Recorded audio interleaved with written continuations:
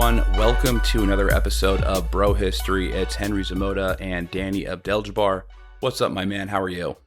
Chilling, man. As per usual. How about yourself? It's going pretty well. How is your move going, sir?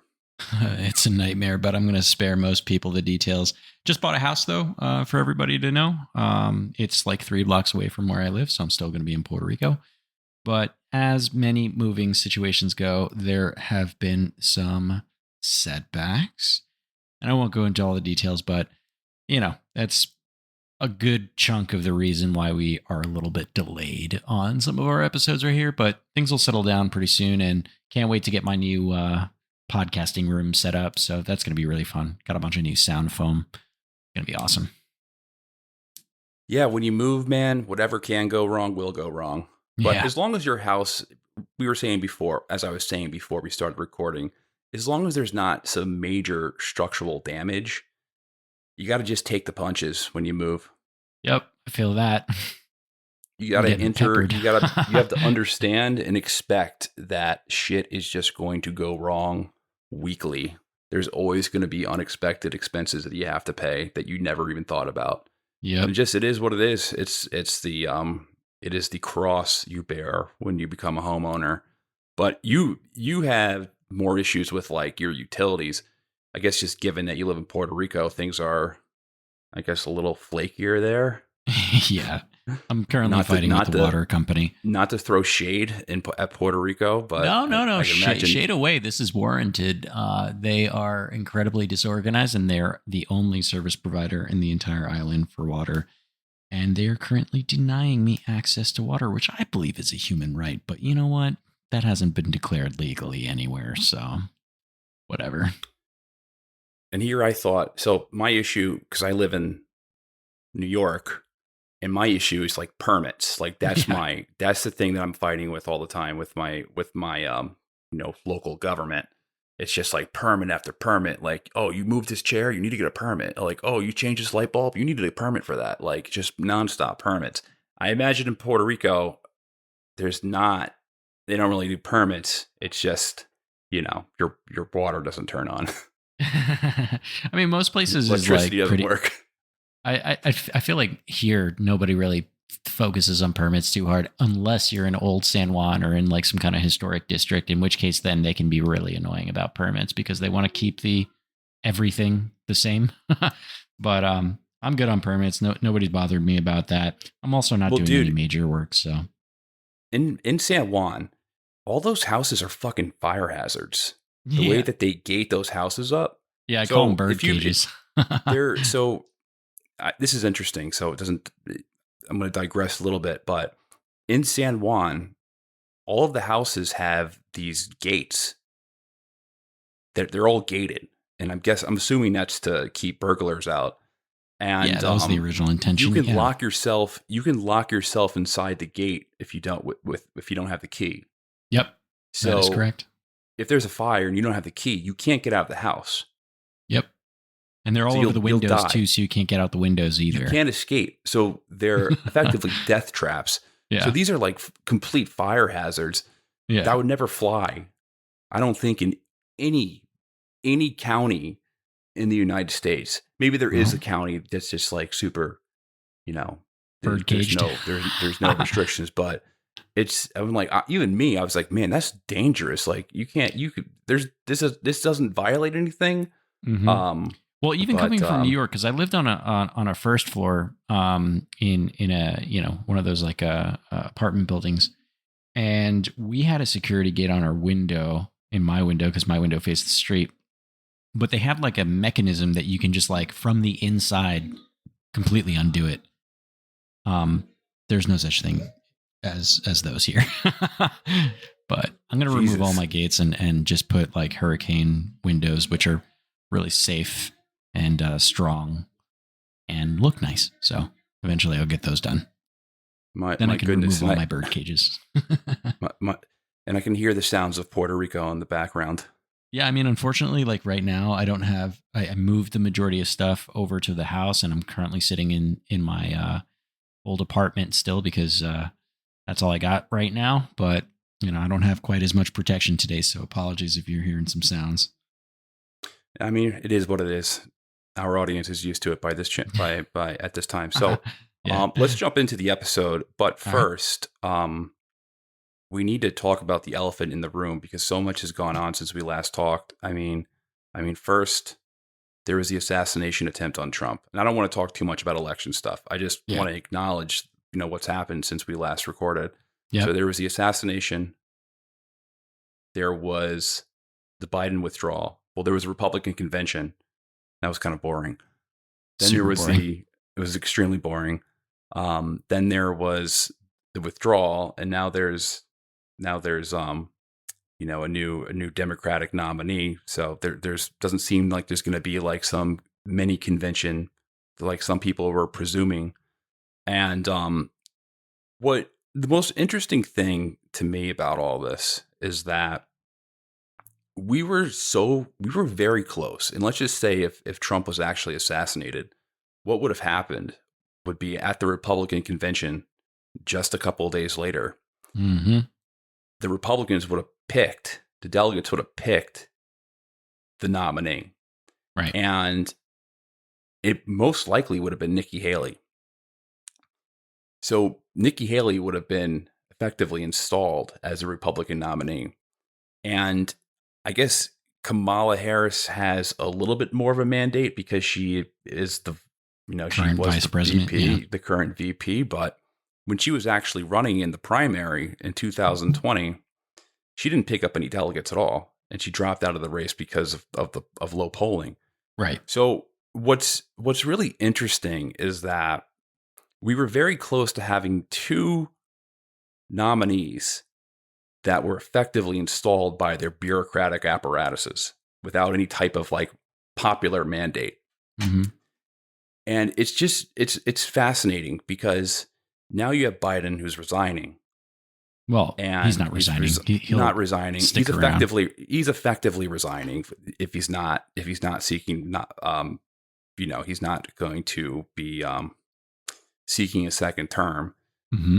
And the reason is because he's was the elephant. I mean, everyone knows is because he's not mentally capable of doing it with his age. So the question That's is certainly that not what he would say, but I hear you. he wouldn't say that, but that's why he was pressured out. They didn't pressure him out for no reason. Right. So the what it seems to be is that the president is just more. It may as well be like the president of Germany or the president of Italy. Like, who's the president of Germany? Nobody fucking knows who the president of Germany is because it's a ceremonial position. Like, who's the Olaf president Scholz? of Italy? No, he's the chancellor. The president is not. Oh, the president. Oh, okay. I see the what president you mean. of Germany is a well, the president doesn't mean ceremonial shit position. in those kinds of In Italy, prime ministerships. Yeah. So I mean, there's like 4 countries that have strong presidents. There's like the United States, Russia, Turkey, and France. Historically, they have like the strongest presidents.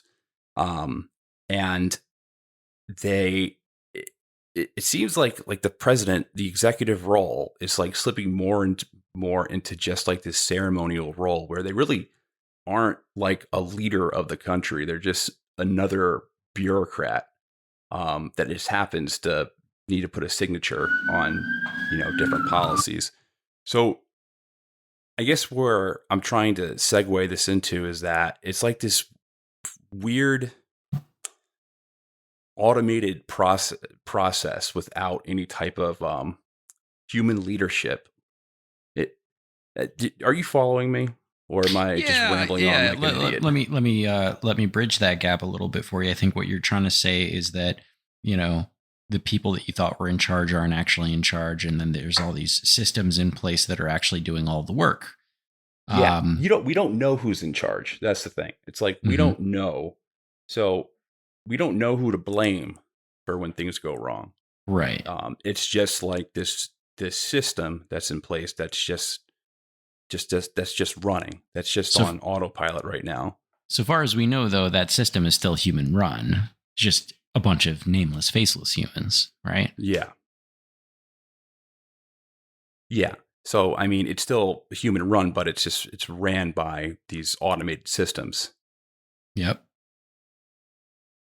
And I it's just, I find it strange. I feel like we're in some type of like revolutionary age that we don't know about, that we don't realize that we're in yet. And the current government is just becoming more and more obsolete, because our current government was really just designed to fight the Cold War. And Yeah. since the Cold War has ended, um, I don't know. I think this society as a whole is just, or governmental structures are just evolving into something that we don't know what it is. We don't know what it is yet.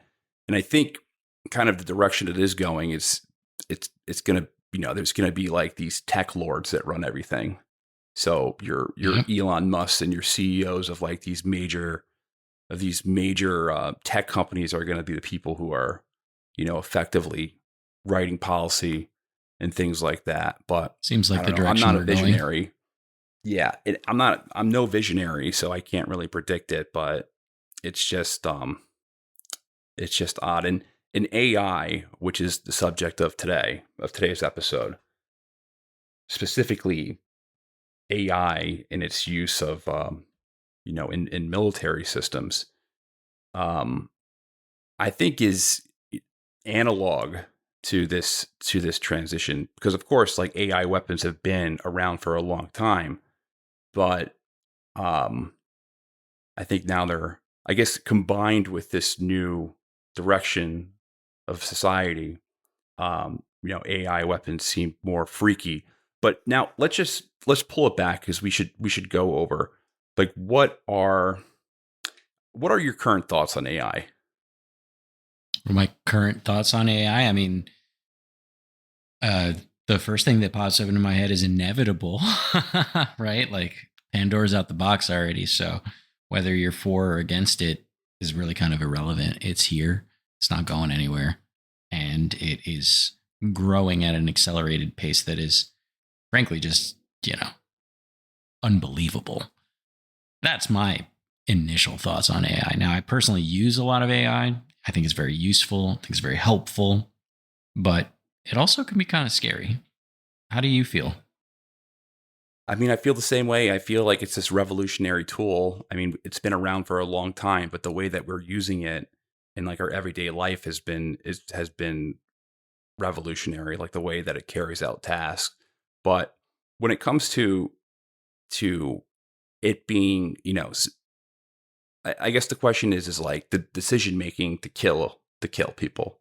And Right. that's what we're really getting at. Like, can an AI system handle the decision making process to, kill people, to detect military targets? Mm-hmm. Because I mean, there was maybe the closest call to a to a world catastrophe happened in 1983.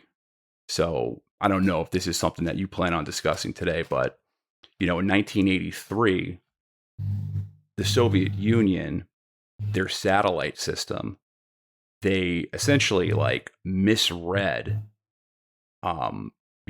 sunlight from the atmosphere, and they thought it was a nuclear, it was like five nuclear Launch, missiles being right? launched into the Mm-hmm. Soviet Union. And basically what happened was that it was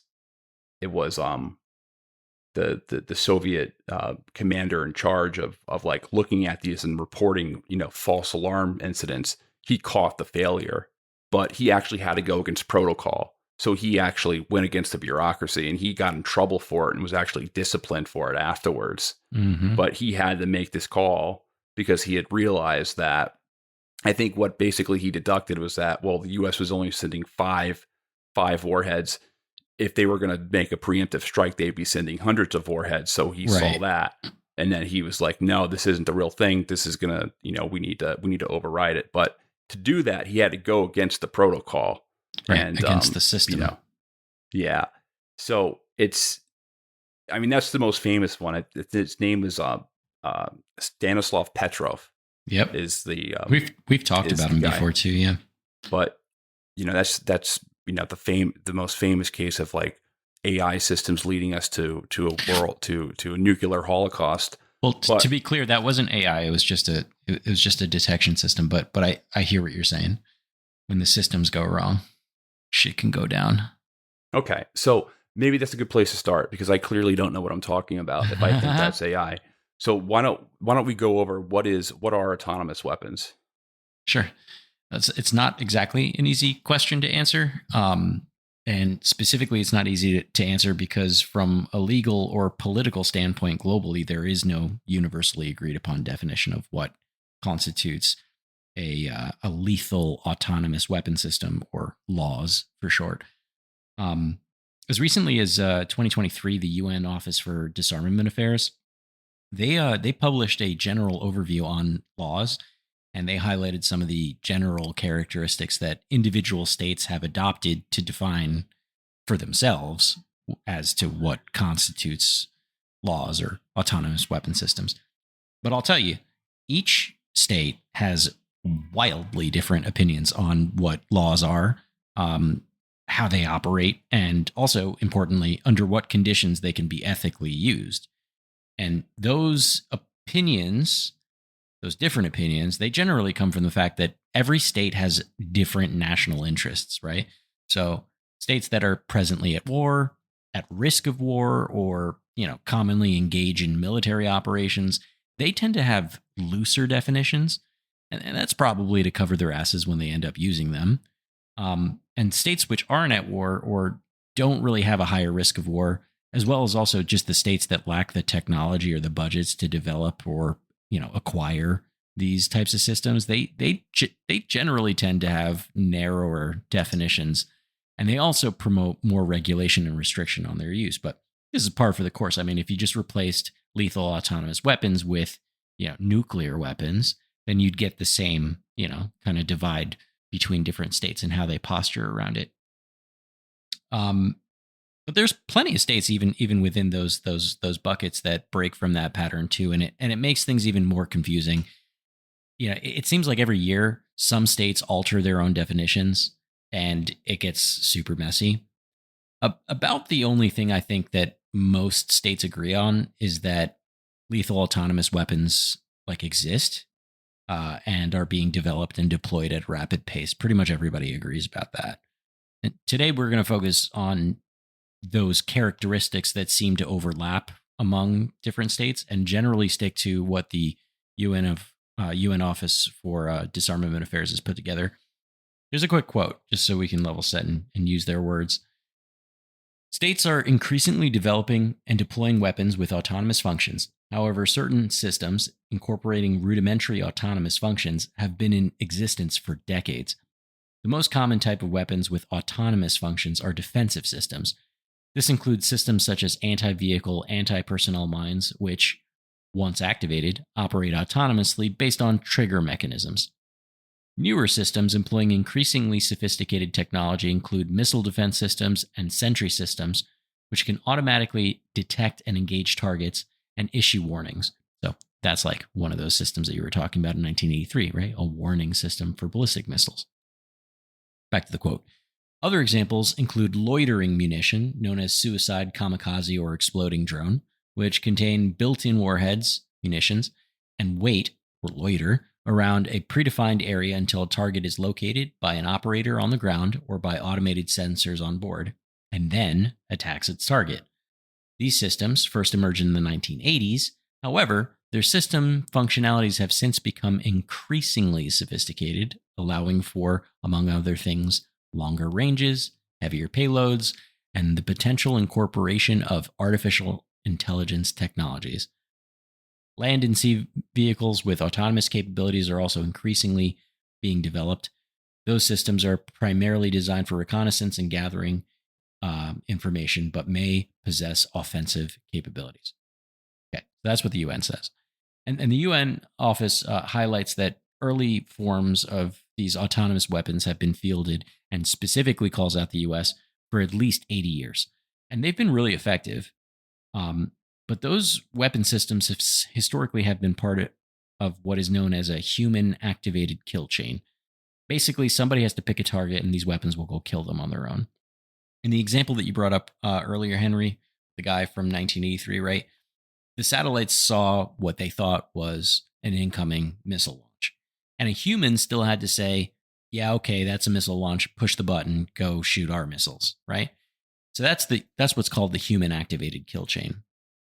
But in recent years, one important and controversial characteristic of these lethal autonomous weapon systems is that they have the ability to select and engage targets without human intervention. And that breaks from that traditional human activated kill chain. Here, it's really important to distinguish between different types of autonomous weapons. So we have semi autonomous weapons and just straight up autonomous weapons. So semi autonomous weapons require like the human to select the target. Think like a really good example would be like a heat seeking missile, right? You get a lock on the target, you push a button, and you fire the missile. From there, that missile just directs itself to the target using the sensors that it has on board. That would be a semi autonomous weapon. Now, just straight up autonomous weapons, on the other hand, those can select and engage those targets independently.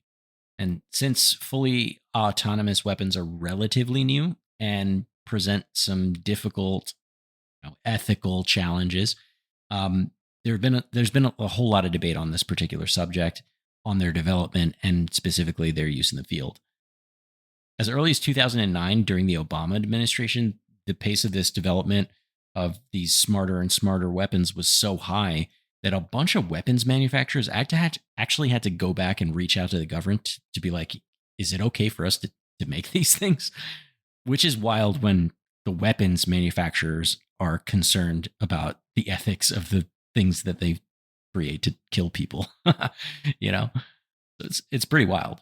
Now, remember that maybe they saw that as a potential it could reduce jobs or it could reduce expenses. Yeah. Right. I'm serious. Like maybe they're like, hey, maybe this will end up like, reducing the cost in the long run. So maybe we should tell the government that it's scary. These aren't ethical. We need to kill people the old-fashioned way with a trigger. You've got a really good point, because when you think about it, Lockheed Martin will make the F-35, but they're not just like, here's your F-35, go have fun. They have to then like train people how the systems work, right? But if the thing flew itself and you don't need to train anybody, then that's less money that you're gonna make, right? So that's a thing. Yeah.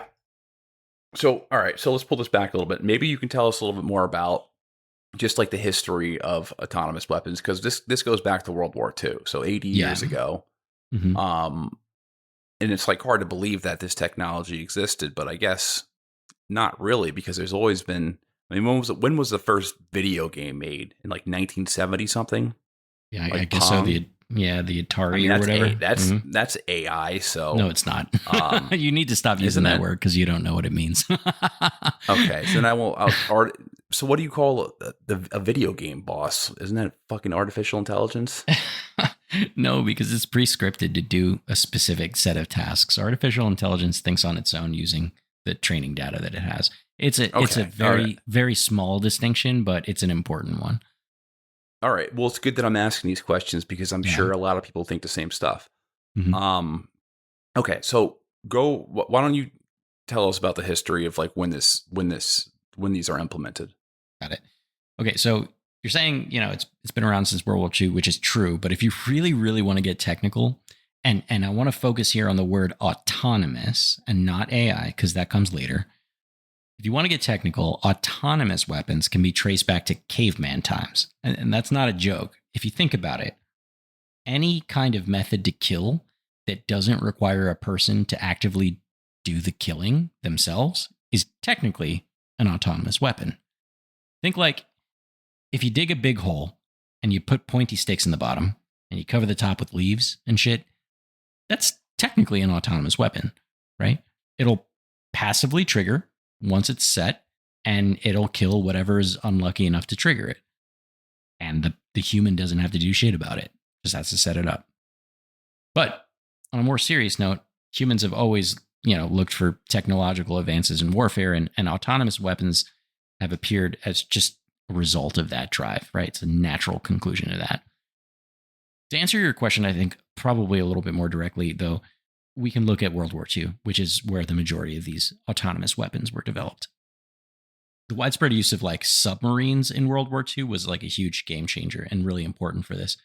And it very much hampered the Allied forces' ability to transport troops and weapons and other supplies. Very big problem that they had. And as they say, necessity is the mother of innovation. And the US really needed to innovate to counter these German sub threats. So in 1943, the US military developed and deployed some weapons with autonomous functionalities, such as the Mk-24 Fido torpedo. Now, this torpedo, Fido, it was an airdropped passive acoustic homing torpedo, and it was one of the first mass-produced US weapon systems with autonomous functionalities that were deployed. The way that it worked was basically a plane was carrying this torpedo, and it would drop it into the ocean in the general vicinity of where the German U-boats were loitering. And it used what were called hydrophones. Don't ask me what that is. It used hydrophones that were kind of like set up around the midsection of the torpedo to basically listen for, locate, and track, and eventually home in on these German U-boats. And this is a really great example of a semi-autonomous weapon. So a human had to set it up, basically drop it out of the plane, and then it would work on its own to go and kill an enemy sub. It's kind of like a mine when you think about it, right? But it was more than just a trap because it didn't passively sit in one spot waiting for a target. It would actively go and find a sub to kill. In 1945, though, the US military developed and fielded the SWAD 9 BAT, which was the first autonomous radar-guided anti-ship glide bomb that was used in combat. And that bomb would also be dropped from a plane, but the difference here would be that it would use radar to like independently home in on and attack the ships that had been selected by human operators on the plane. The previous types of like bombs that they were using, anti-ship bombs, those guys, they had to be manually aimed at targets, which means that you needed to get in pretty close. And it obviously presents like a clear danger to the plane because it would put you in the crosshairs of their, the ship's anti-air guns. So this new anti-ship bomb, the SWAD 9 BAT, it allowed operators to pick a target from the sky and release it from a safer distance. And it also helped steer the bomb. So the target, the accuracy gains were just game changing. Both of these two specific devices, the Fido and the SWAD 9 BAT, they were the basis on which you might have heard this term before, fire and forget weapons were developed. These two were the first good examples of that. There's a bunch of other examples during World War II that were developed, but those were definitely the biggest ones that were mass-produced and fielded. After World War II, though, the U.S. started introducing a lot more autonomous weapons into their air defense systems. So one of the reasons for this was because there was intense kamikaze raids off of Okinawa in 1945.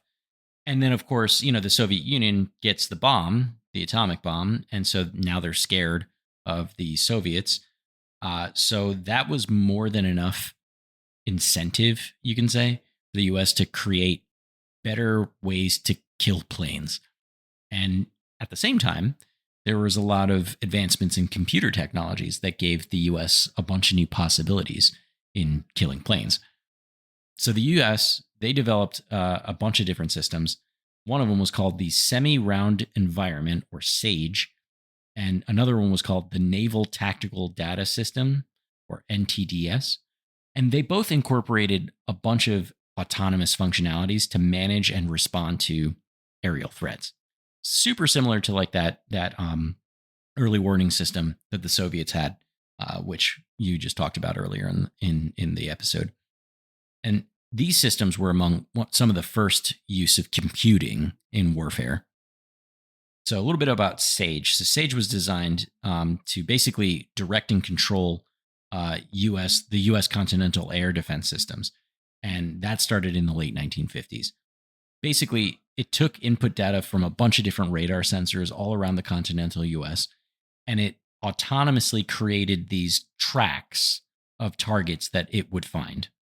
And then it would highlight that track of a target to human operators at the air defense areas that were like close to it, right? Anything that was in range and able to like do an intercept of that threat. And the operators of SAGE would then order the defense systems to go engage the target. So, say somebody's flying off the coast of Alaska, which just actually today there was an article that came out that China and Russia were flying bombers out by Alaska. They stayed in international waters, of course, but still, we were able to figure that out because we have a bunch of things like SAGE, or at least we have much more advanced ones now.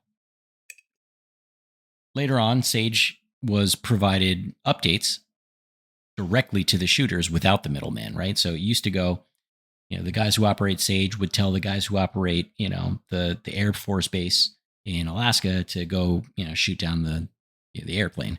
But now SAGE got updated so that we didn't need the guys on the ground. We would just tell the airplane directly, which was very useful. In 1956, the Navy began the development of that other one that I was talking about, NTDS.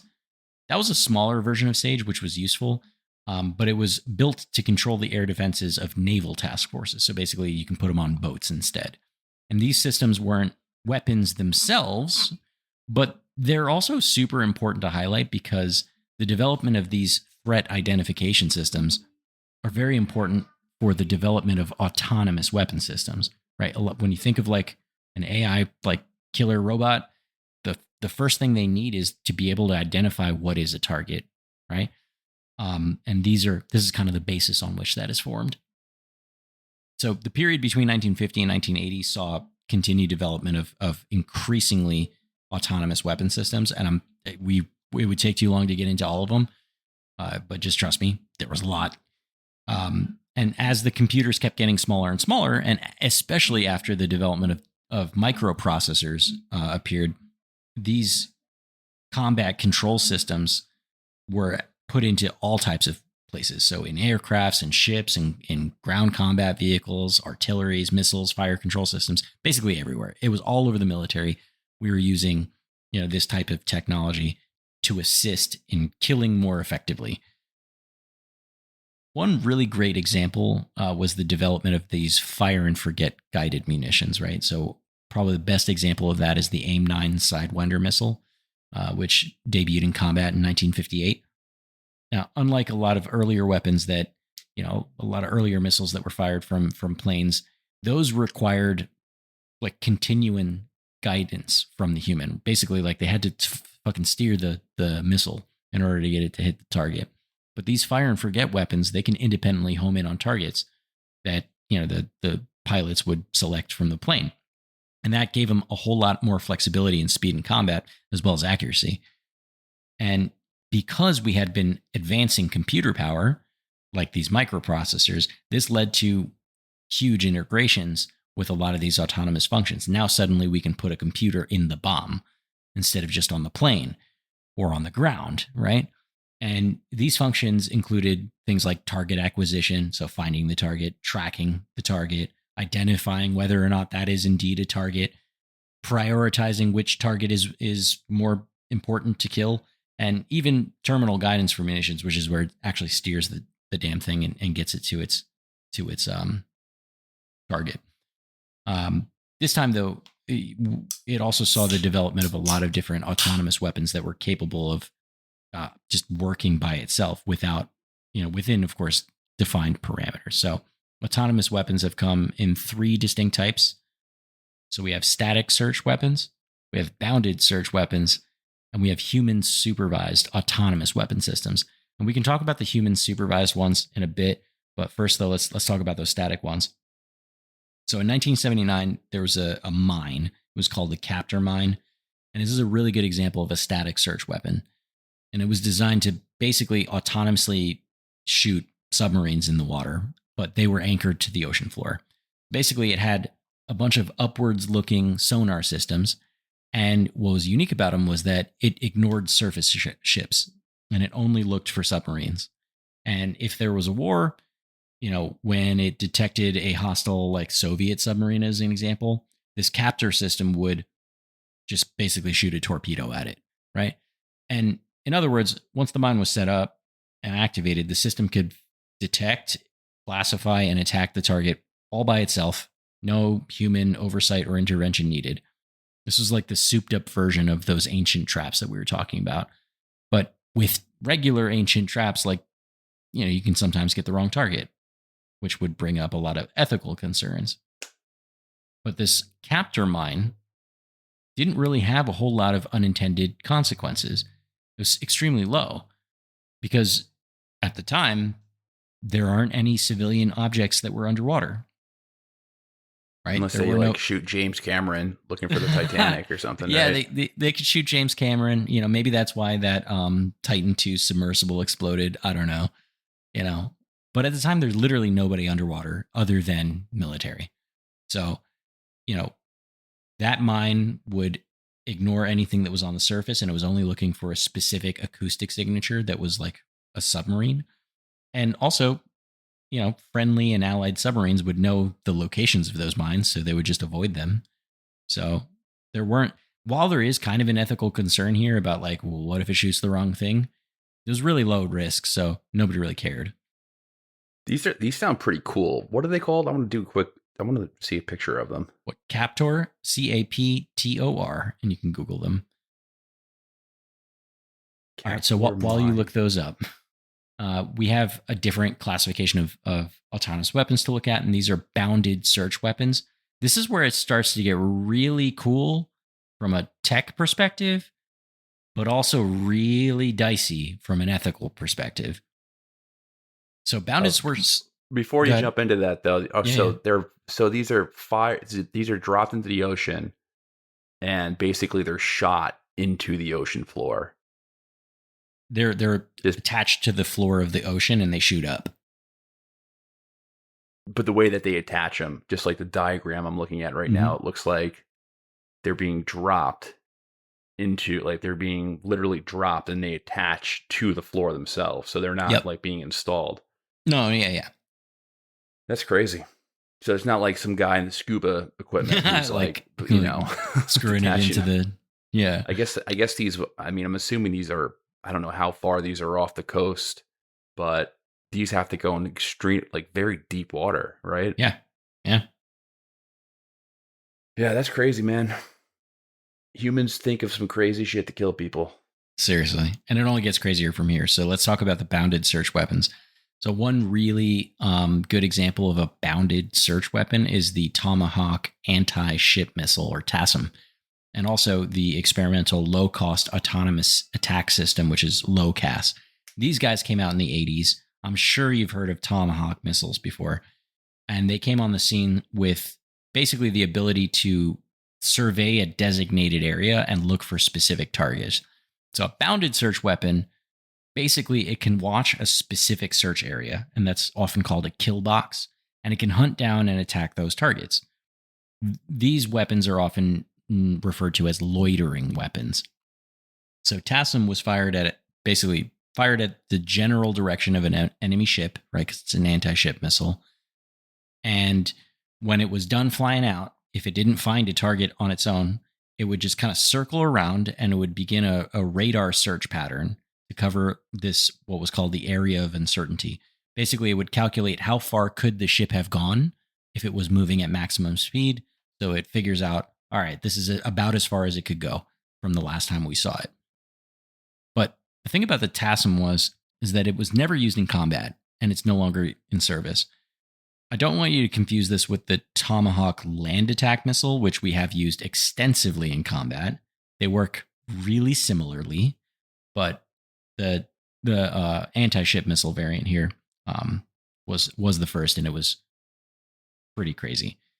LOCAS, the other one I was talking about, that was developed after Desert Storm, and it cost the U.S. about $150 million to develop.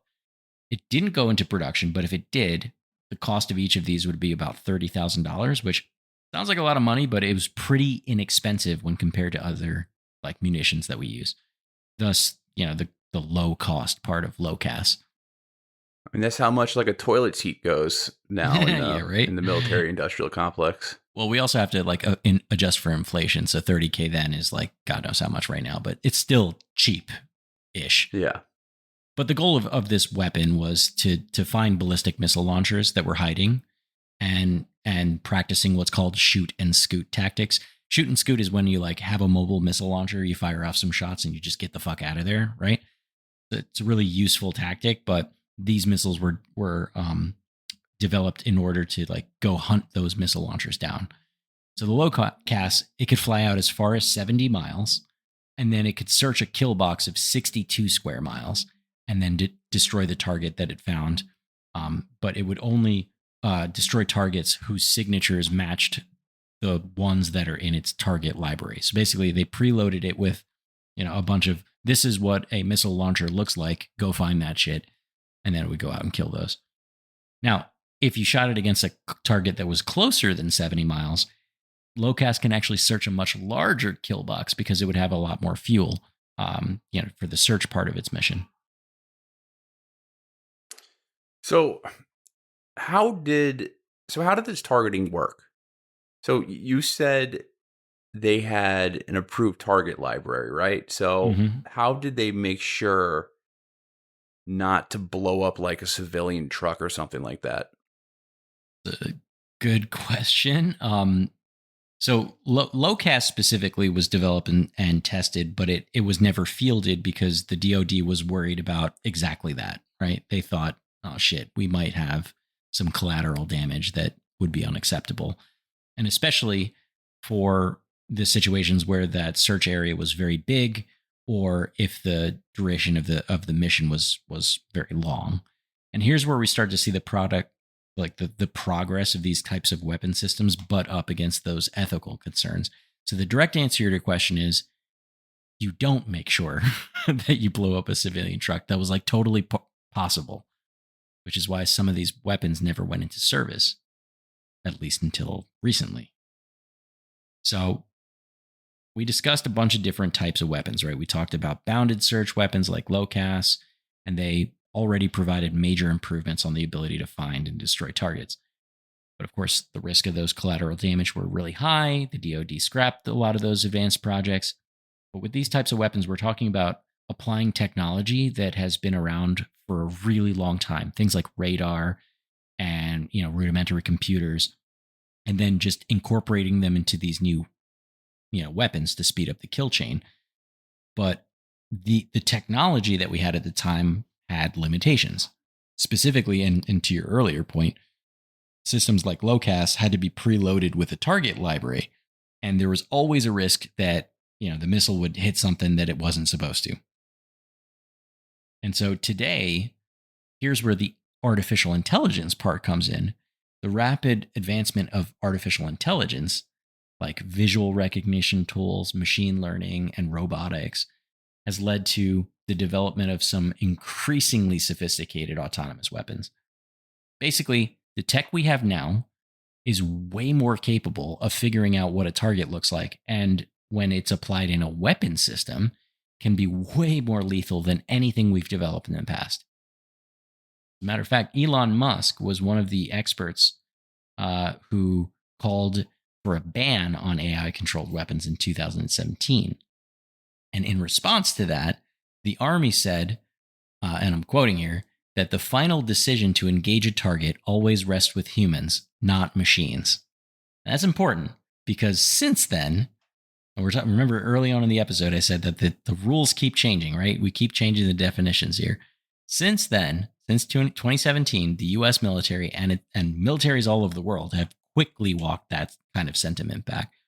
Here's a quote from the Center for International Governments in Innovation. So that's CG, the Canadian outlet. And it's called "The United States Quietly Kickstarts the Autonomous Weapons Era." All right, here's a quote. In late August 2023, U.S. Deputy Secretary of Defense Kathleen Hicks delivered a keynote speech at a tech-focused defense industry conference in Washington, D.C. Her talk had an anodyne title, "The Urgency to Innovate," but the plans within constitute nothing less than reinvention of contemporary warfare. The goal, in Hicks' own words, was to field attritable autonomous systems at a scale of multiple thousands in multiple domains within the next 18 to 24 months. So let me just make sure I'm following you. So in 2017, the Army says that the decision to kill will always be human.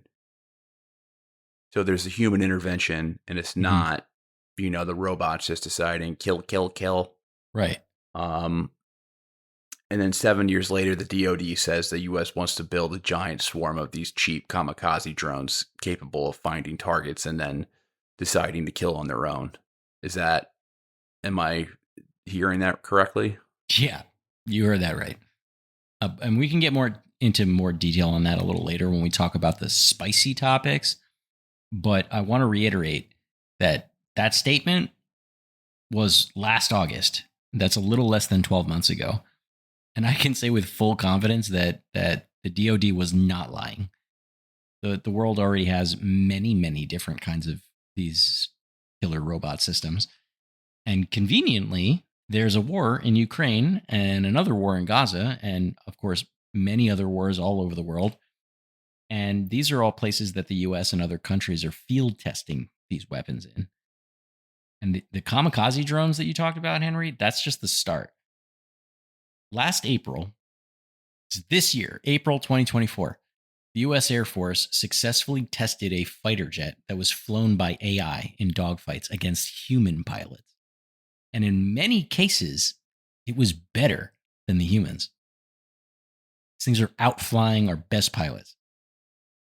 The entire world is developing these AI systems so fast that politics can't even keep up with it. World leaders all over are scrambling to set up treaties and agreements on limiting the use of AI in weapon systems. But as we spoke about early in the show, each individual state has different opinions on how that would work. One notable active discussion that's happening right now, actually, is between the US, China, and Russia. And it centers around an agreement to never let AI control nukes. And for the moment, it looks like everyone agrees on that specific point. But like I said, man, these policies change and they change almost as quickly as the technology is developed. I guess the scary thing is when does Skynet happen? Like Yeah. when does the AI just like override any type of human interference and make that decision through its own logic Yeah. to do a nuclear strike? Well, except for the nuclear part of that, kind of already there. Yeah, that doesn't make me feel good. No. So, all right. So let's get to the more controversial parts of the episode. You said that there was something that I guess would be would be I don't know. What are you getting at with the controversial part of it? I'm curious to hear. Like, are we targeting? Can you does the AI system like calculate like shades of skin and like racial traits and things like that? Like what's the I controversial haven't read part? any of that, but I'm actually I mean, very you could certain probably. that I it mean, could. You know? yeah, I'm sure it could if you were fighting. Let's just say if you were fighting an insurgency in a country where everyone is Arab or Persian or something, you probably program it to target brown people rather than Yeah, I mean, here's white the thing. soldiers. Here's the thing that's crazier about that is that there is no there's no general programming, right? It learns on its own and then makes decisions on its own. Of course, you feed it training data, right? To try to get it to do the results that you want. And generally it sticks to that training data, but like shit happens sometimes. Let's talk about some like actual uses of fully autonomous weapons that have happened very, very recently. So the first one I'll talk about this. Yeah, Yeah, well, yeah, probably Libya is where you're going, right? Because yeah. I mean that's like where a lot of these. I feel like this became more of a public issue during the Libyan civil war. Yeah. Yeah. So in March 2020, this is where this story is going. During that second Libyan civil war, we got the first alleged test run of a fully autonomous hunter drone. And that drone was developed by a Turkish weapons manufacturer. And it took place obviously in Libya. Um, Here's a quote from an article that was really good that I found on NPR. article is called "A Military Drone with a Mind of Its Own Was Used in Combat," UN says. So they wrote, a United Nations report about a March 2020 skirmish in the military conflict in Libya says such a drone, known as a Lethal Autonomous Weapon System, or LAWS, has made its wartime debut. But the report does not say explicitly that LAWS killed anybody. The assault came during fighting between the UN recognized government of National Accord and forces aligned with General Khalifa Haftar, according to the report by UN panel of experts on Libya. Logistics convoys and retreating Haftar affiliated forces were subsequently hunted down and remotely engaged by the unmanned combat aerial vehicles or the lethal autonomous weapon systems such as the STM Cargo 2 and other loitering munitions, the panel wrote. Okay. So this thing, the Cargo 2, this is an attack drone that's made by a Turkish company called STM. And it was initially developed to be operated both manually, but it included technologies like machine learning and real-time image processing. And that helps the operators target things faster. But the thing about this is that drones like the Cargo 2 basically already have everything they need to fully operate autonomously.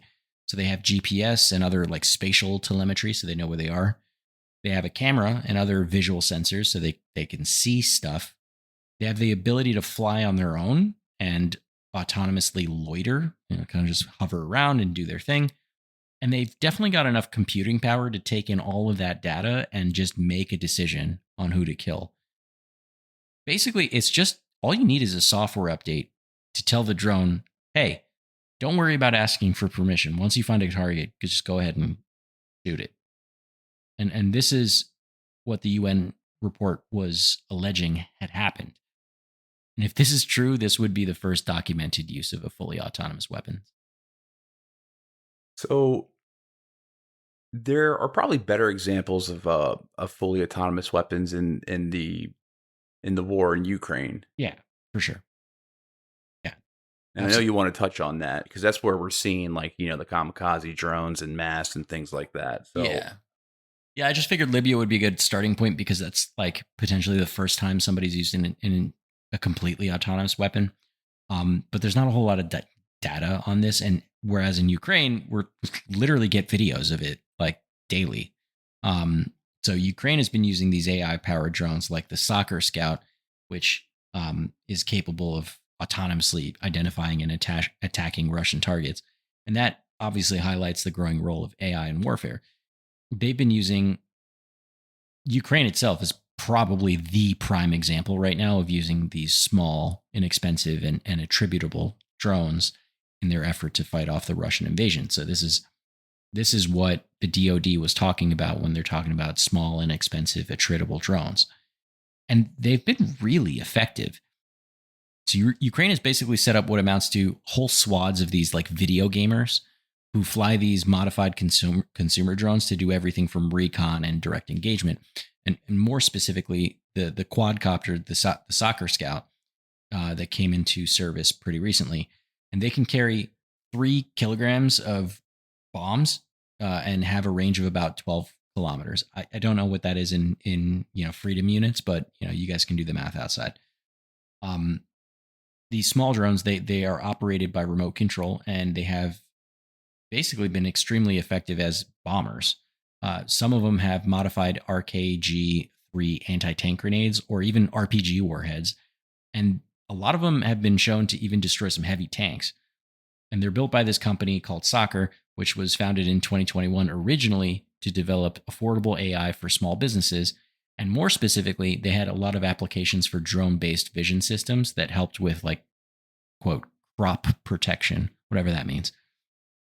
And when Russia invaded, this company basically switched from, making AI and drones for crops to helping the military create AI weapons. And one of the first requirements from the Ukrainian military was to develop an AI that would help a drone operator spot vehicles that were hidden, in the trees or hidden by camouflage and shit like that. And Soccer system is based on machine learning. And through developing this, the developers say that it can currently recognize 64 different types of, quote, military objects, which of course include tanks, personnel carriers, and other hardware. And also super, super important is that the hardware is already built. It has everything it needs. All it really needs over time is new software updates. And that software can get quickly updated over the air. And it continues to get improved and refined since they deployed it, which is great. It really speeds up the development cycle for this. Now, it's been an epic pain in Russia's ass, right? And Russia has come up with some pretty interesting ways to counter the drone threat by basically deploying these GPS and radio jamming technologies. The idea here is if they can make it so that the drone can't get instructions from the operator or can't figure out where it is in the world, then the drone basically becomes useless. This is known as what's called a soft kill. However, AI has been progressing faster than Russia can keep up with it. The Soccer AI software that they've recently updated is also capable of visual navigation using like known landmarks on the ground. So a drone can basically find its way around even if the GPS is jammed. Basically, if the Russians jam the drone, it can figure out how to get back home, or it could loiter around and continue its recon mission until it gets like instructions again from its operator. But more controversially, the use of these soccer scouts has been used to carry out attacks just straight up without a human in the loop. And it could just go out, find a target, and just go ahead and hit it. And a company spokesperson confirmed to NPR that the Soccer Scout has already been used in this mode, but only at, quote, small scale. That same spokesman noted that while the AI is not perfect, their priority was to get a useful system that saves lives into the field. That's the PR version of this. As I mentioned before, Soccer, this company, and they're in constant contact with the military, and they continue to update these systems every single day. But it's important to note that like how this technology was created to help with like crop protection, but then it was built at the time with everything that it needed to become eventually a lethal autonomous weapon with just a couple of software updates. So it quickly goes from human controlled, right? Here's a drone that you can fly around, to human controlled, but then autonomous whenever they lose human input. And finally, where we're at today is no human input needed because the thing already can do everything it needs and has everything it needs to get the job done on its own. But, handing over the keys to a death machine basically brings up a lot of ethical concerns, right? Remember, the guy from Soccer says they're not perfect, right? What that tells me is that they've probably blown up some civilian shit with it. But, this is, obviously very scary. And we have a lot of evidence for it in Ukraine. But I think an even spicier or more controversial example is the use of artificial intelligence and automation in warfare in Israel. Yeah. And, Israel probably has the most, comprehensive and controversial use of AI and weapon systems right now. I've been a little bit fatigued about talking about Gaza and Israel just because it just like kills me inside to do the research. It bothers me so much. But let's go over what, how Israel uses AI weapon systems. Yeah, for sure. We're not trying to hash out like the war or get into the ethics or let's anything just talk like about that. we don't need to talk about the history. We've done a bunch of history episodes on the origins of the conflict. Okay, so I found this really good article by 972 magazine. They did this whole like expose on the topic of like Israel using artificial intelligence in the Gaza war a few months back in April 2024, and I'm getting a lot of this from that source. They're an Israeli media outlet, and they partnered up with Local Call, who's also Israeli. And according to their sources, they've gotten some pretty unprecedented access to both active and former members of the IDF who are actively involved in this current war. And unfortunately, all of them spoke under the condition of anonymity, as it goes usually. So if the sources are anonymous, how do we know what they're saying is true? I mean, we don't. But it's important to note that anything that we're going to talk about today on this one, the systems that we're going to talk about have been at least tacitly confirmed to exist publicly by the IDF. And what the IDF disputes is just some of the more contentious details, which we can get into here shortly, but we'll just jump right in. So, Israeli military, they developed an AI program, and that program's called Lavender, and it has been used to identify and target suspected militants in Gaza for assassination. The basics of how it works is it analyzes a bunch of information that's collected on residents of Gaza through mass surveillance, and it basically assigns each person a rating based on the likelihood that they might be Hamas or PIJ or something like that.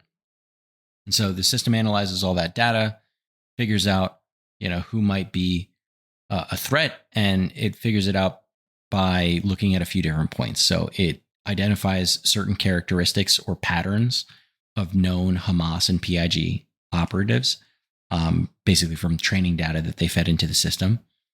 It looks for these types of characteristics or features within the general population data, and then it assigns a rating from 1 to 100 to each individual, and it shows the likelihood of whether or not they could be a militant based on all the features that they've identified. And so these individuals that have a high enough rating are basically assumed to have a strong likelihood of being a militant based on Lavender's analysis. And reportedly, they're added to an automatic kill list and marked for potential assassination. And evidently, the threshold for, what constitutes, a threat or who should be on this list, that threshold can be adjusted, which would obviously influence the number of people that get identified as targets. And according to this article, at one point, Lavender reportedly identified 37,000 individuals as potential targets. Yeah, and I'm sure a lot of them were toddlers. Well, the IDF definitely denies this. And to be fair to them, I'm going to read their statement because just to talk through it. So they say, contrary to claims, the IDF does not use an artificial intelligence system that identifies terrorist operatives or tries to predict whether a person is a terrorist. Information systems are merely tools for analysts in the target identification process. According to IDF directives, analysts must conduct independent examinations in which they verify that the targets meet the relevant definitions in accordance with international laws and additional restrictions stipulated in the IDF directives. So that's what they say. They're saying, we don't have an AI system that, puts people on a kill list. All we have is an information system that helps our analysts figure out who is a target. And then those analysts have to do their own research. And according to international law and some other, restrictions, they pick who is a target. But I want to compare that quote to another quote from that 972 magazine, which says, Lavender has played a central role in the unprecedented bombing of Palestinians, especially during the early stages of war. In fact, according to the sources, its influence on its military operations was such that they essentially treated the outputs of the AI machine as if it were a human decision. I think that quote underscores kind of the IDF's reliance on Lavender's output during the initial parts of the war, and that resulted in a decreased emphasis on the human verification part, right? The part that the IDF claims is, the end. So I want to do a callback real quick to the US, right? The US said in 2017, oh no, the decision to kill somebody is always going to be made by the humans. And then 7 years later, they're like, oh no, we're going to make, autonomous weapons that are swarms of kamikaze drones that'll go off and kill things on their own. So we're talking about a 7-year period, and we're not, I guess, currently in an active war right now. So you can imagine that if you get into an active war at a scale like the one that started October 7th of last year, things can change. So I want to go back to the IDF because they go on to clarify their position on this. They say the system, quote unquote, your questions refer to is not a system, but simply a database whose purpose is to cross-reference intelligence sources in order to produce up-to-date layers of information on military operatives of terrorist organizations. This list is not a confirmed military operatives eligible to attack. So what the IDF does confirm is that there is a system, or they don't like the word system, some database exists, right? Which aggregates all the information that they have to help these analysts make a decision on who is a confirmed military target. And then they go on to say, according to international humanitarian law, a person who is identified as a member of an organized armed group like Hamas, or a person who directly participates in hostilities is considered a lawful target. This legal rule is reflected in the policy of all law-abiding countries, including the IDF's legal practice and policy, which did not change during the course of war. So let's unpack that. They go on to argue that according to international law, anyone who is part of Hamas is fair game. Now, if you take that sentiment along with their assertion that an analyst makes the call on whether they should kill somebody or be classified as Hamas, that basically confirms that they actually do have a system in place, that helps them to make these decisions. Now, whether or not it actually makes the final call, right? We're having some conflicting information. 972 says they do. IDF says they don't. You can believe whoever you want to believe. But according to 972's sources, who are active members of the IDF has leaned pretty heavily into this system that we can confirm actually exists. So during the early stages of the war, this is a direct quote, the Army gave sweeping approval for officers to adopt Lavender's kill lists with no requirement to thoroughly check with the machine made those choices or to examine the raw intelligence data on which they were based.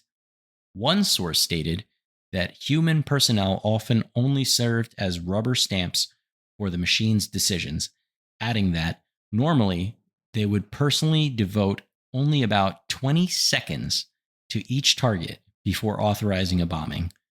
And it was just to make sure the Lavender marked target was male. They got so according to so basically any military aged man. They didn't say military age, they just said man. Yeah. So we're at a bit of an impasse here, right? And I'm trying to be fair here because as with a lot of things in Israel, there's a lot of it is shrouded in a bit of mystery, and the fog of war definitely makes it harder for us to figure it out.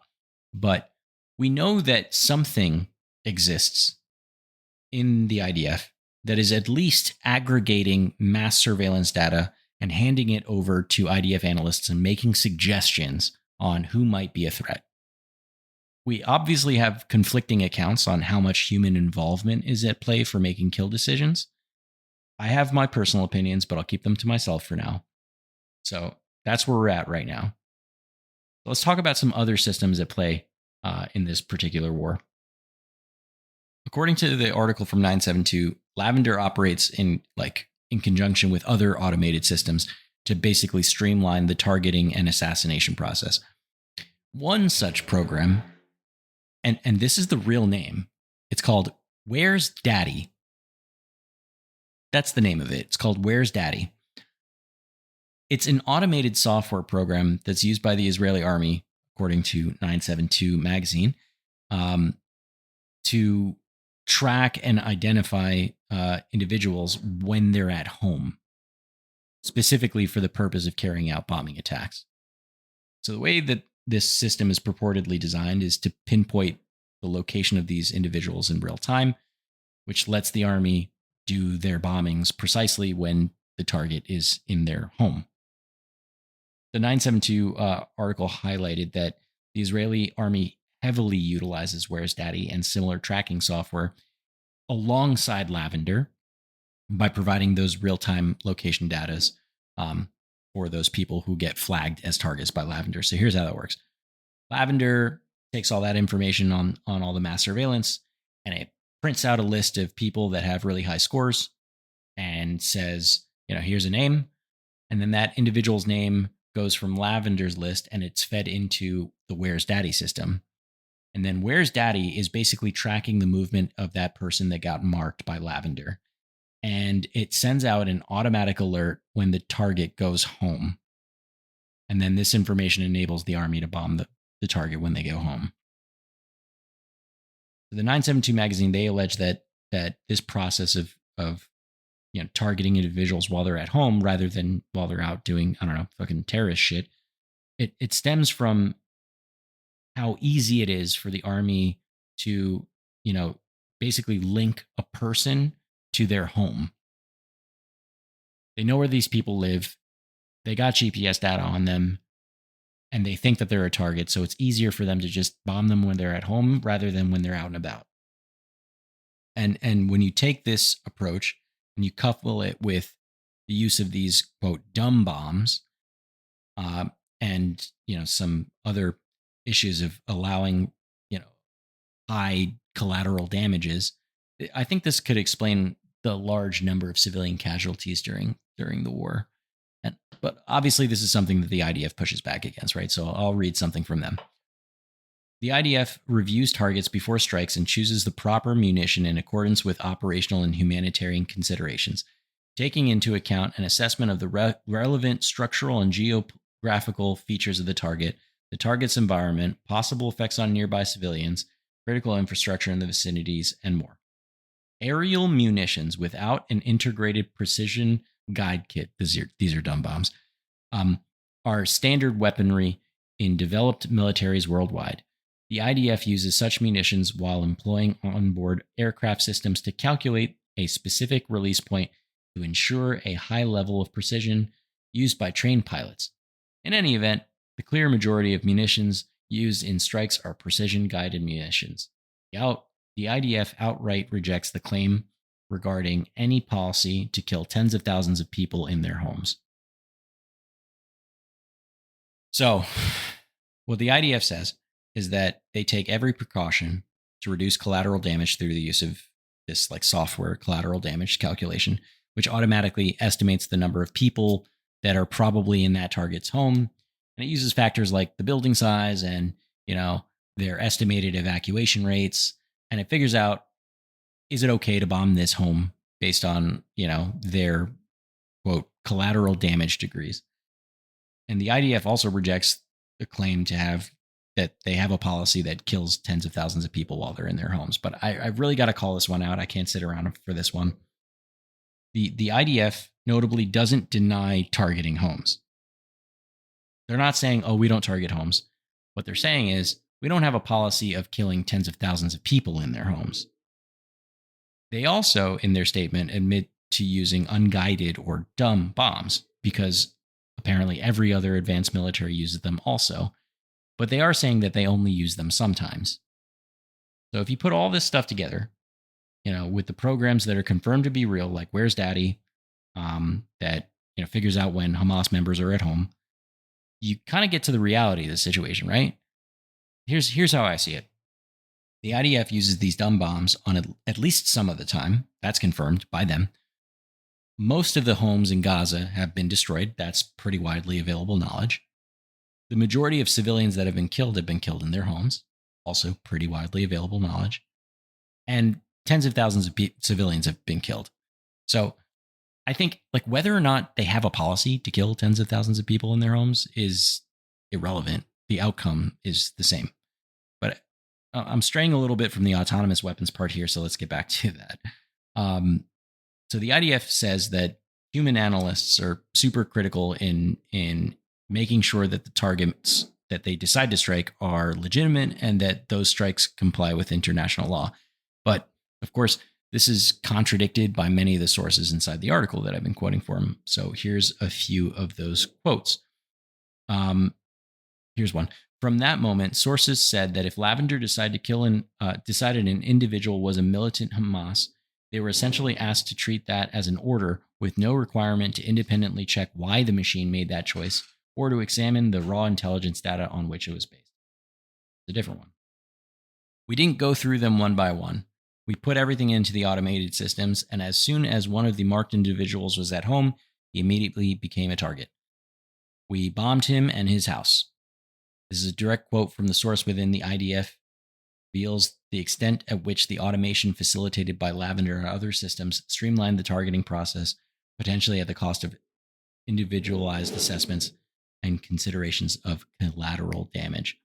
So, to wrap this up, even if some of what 972 magazine is reporting turns out to be true, I think it brings up a lot of really important questions in the broader context of these autonomous weapons.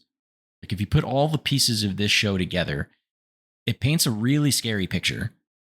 Not to freak everyone out, but like, it's just kind of the reality here. Today, we have countries that are scrambling to develop increasingly more autonomous or autonomous capable weapons. Nobody really agrees about the definition of what a lethal autonomous weapon is, and no treaties or restrictions have been put into place.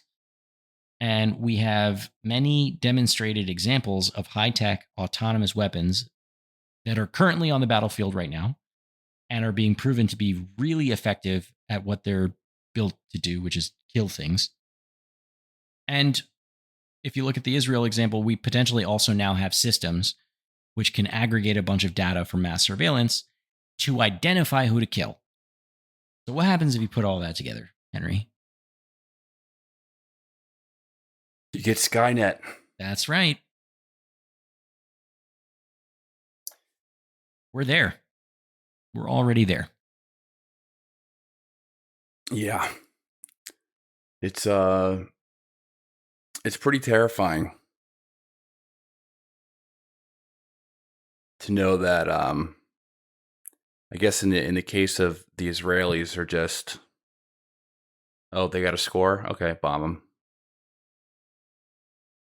Yep. So there's some human input, but I guess the human input is just to let the AI system go wild.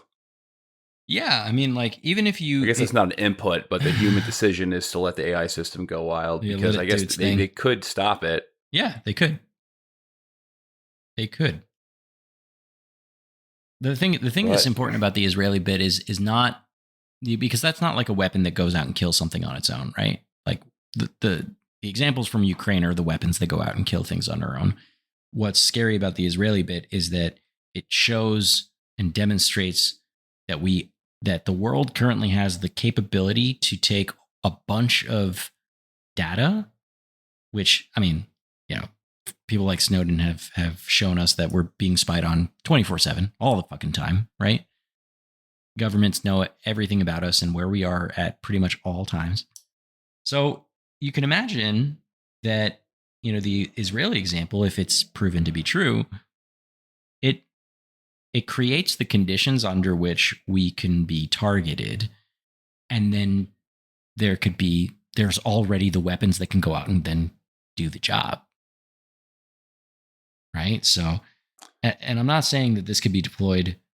Well, it can be, but I'm not suggesting that this will be deployed by some government, right? But what's scary is that the government in the United States, or any government, really. You know, like I wouldn't put it past China or Russia to think about that either. But like all we need is to have AI become sentient and decide that we're not we shouldn't be alive. You know what I mean? Like, this could go off the rails really quickly. Yeah, man. All the pieces are there. All of them. Every single one of them. It's all there. And all it takes is just a software update, right? Like that's I think the biggest scary part here. There's like nothing.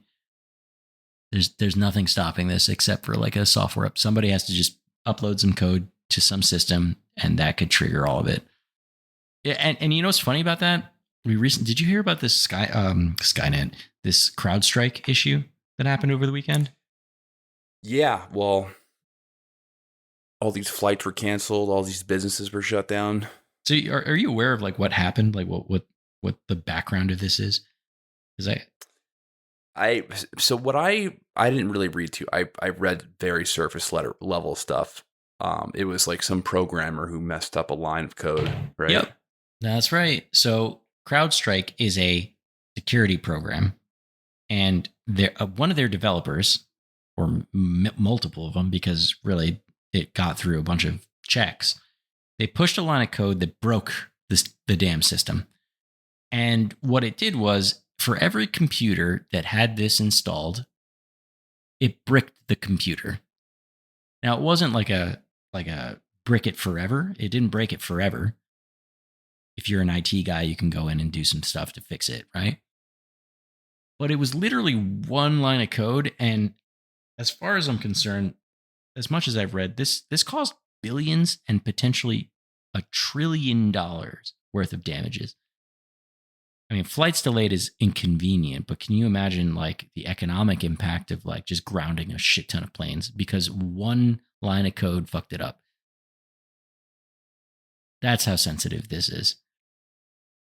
So now bring that to the artificial intelligence line.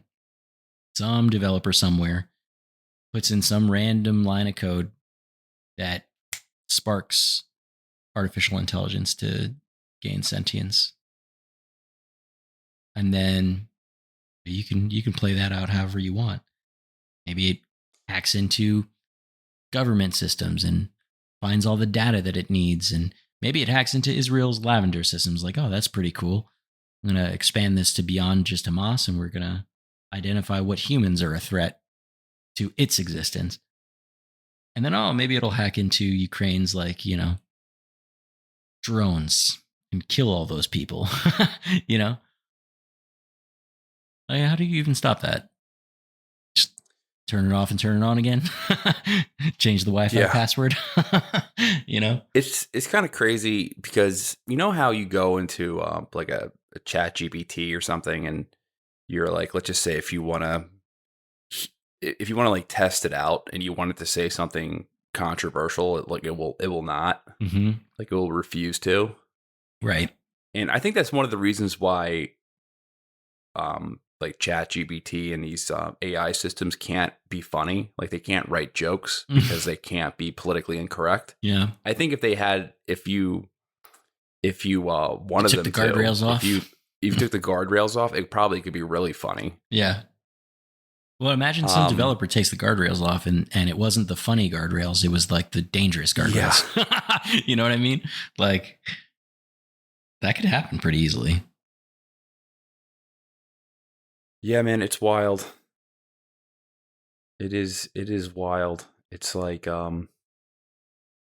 we're really playing with like a gorilla or something. This timeline is the weirdest timeline. It's like training one of those. It's like being a like a trainer at SeaWorld with an orca. Mm-hmm. Yeah, this timeline is pretty freaky. It's like, we did an episode on China's social credit score years ago. Yeah. Think about how much data it has on all of its citizens. And how they have like, these cameras that can essentially tell someone tell if someone's a Uyghur by their kind of just racial makeup, their facial features. That's right. I mean, imagine if like somebody declared like a race war or something with AI systems. Yeah, it's possible. That'd be some pretty scary stuff. Mm-hmm.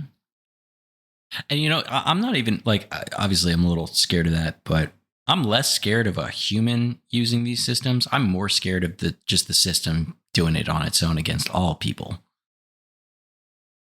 Like I'm scared of Skynet, What was that dumb Will Smith movie? Which one? iRobot? Was it iRobot? Oh, that movie wasn't dumb. It was good. I liked it. It was an interesting premise, like not a good in my opinion. It was an interesting premise, but not like well acted, and the story wasn't compelling. But like the premise itself was interesting. So the AI systems take over because the robot gained sentience. Their code, though, was to protect all humans. And following that logic, they had to basically enslave humans to protect them. Yep.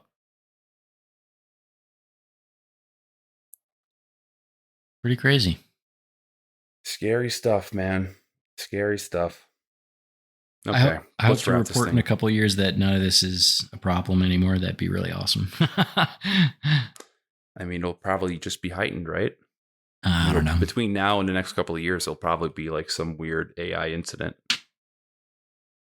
You know how like you find these stories of like people who are like flirting with the AIs, their AIs, and like the AIs like get like super creepy with them. Yeah. Yeah, I do. All right, let's end this thing. Because all I'm going to do at this point is just talk about sci-fi movies like Ex Machina and stuff. Yeah. Like, oh, did you see Ex Machina? Yes, I've seen Ex Machina. It was good, I know. All right, guys. Thanks for listening to another episode of Bro History. Make sure that you rate and review the podcast. It is the number one way to support our show. Also, you can follow us on, what can you follow us on? The YouTubes. We've been pushing that a lot. Yes, the YouTube. You can subscribe to our YouTube. And yeah, you can join our Patreon as well. Anything else that you would like to add? Nope. Okay, peace, guys. See ya.